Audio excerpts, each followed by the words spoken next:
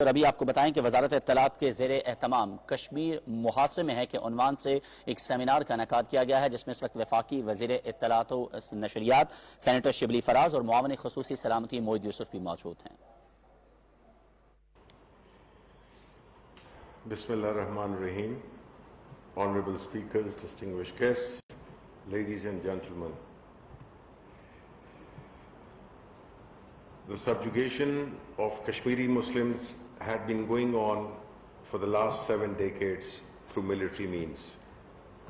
The present Indian government crossed all limits of human dignity on August 5th, 2019 by unlawfully legitimizing its blatant acts of aggression and subjugation in Indian-occupied Jammu and Kashmir. As if the 70+ years of oppression and suppression were not enough, Narendra Modi-led Indian government has outperformed all its predecessors' governments in tackling the Kashmir issue. As a matter of fact, the former governments did retain a semblance of constitutionality, although they too had been consistently pursuing the policies of Kashmir's forcible enslavement, considering this religion as their atut integral part. Actually, this atut philosophy of the state of India is the mother of all ills and evils. But unfortunately, Modi Sarkar considers it mothers of all cures. However, Modi Sarkar has surpassed all the Delhi governments of the bygone days by abrogating Articles 370 and 35A of the Indian Constitution that conferred special status on occupied Kashmir, besides pledging not to change the demographic status of this territory. It may be noted that the aforesaid articles incorporation in the Indian Constitution immediately after the Pak-India subcontinent independence 1947 did create the impression for the foreign capitals that India was not trampling its former premier Jawaharlal Nehru solemn pledge made at international forums. It was rather Nehru who took the lead in pledging to the United Nations Security Council that a plebiscite would be held in Kashmir to ascertain the will of the people of Kashmir. The conferment of special status on Kashmir under Article 370 was in fact in line with this solemn pledge, as well as in line with the Security Council resolutions accepting the right of self-determination of the people inhabiting the Kashmir. What did the Kashmiris get? Thereafter is a sad story.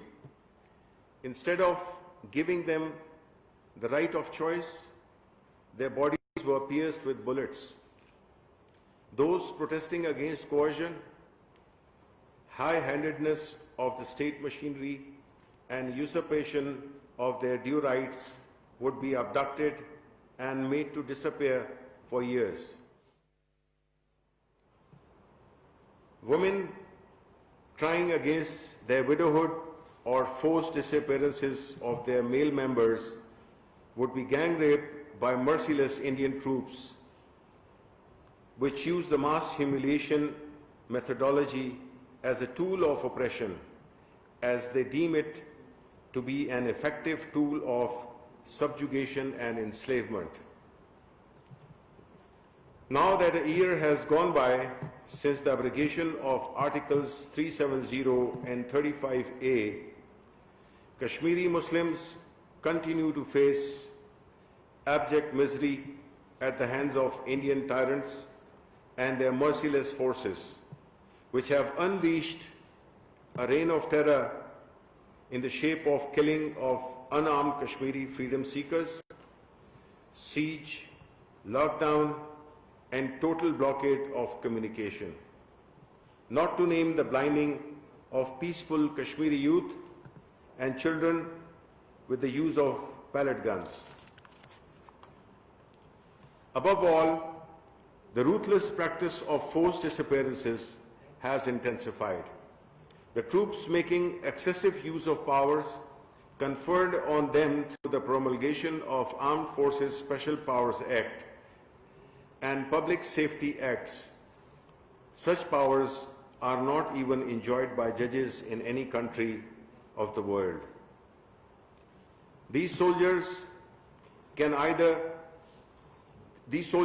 enter, rather break into any house without a search warrant and can take away any person on the pretext of suspicious conduct. A large number of them have never returned home, leaving thousands of widows or half-widows and half-orphans behind. The discovery of mass graves in the Kashmir Valley speaks volumes of such atrocities which are being camouflaged under the banner of Constitution with unjust and unjustified amendments. Read abrogation. Made in it in sheer disregard for the universal principles of national justice. Even their own constitution debars Indian Parliament from change of special status without initiation of a move from the State Assembly, which means the Kashmir Assembly.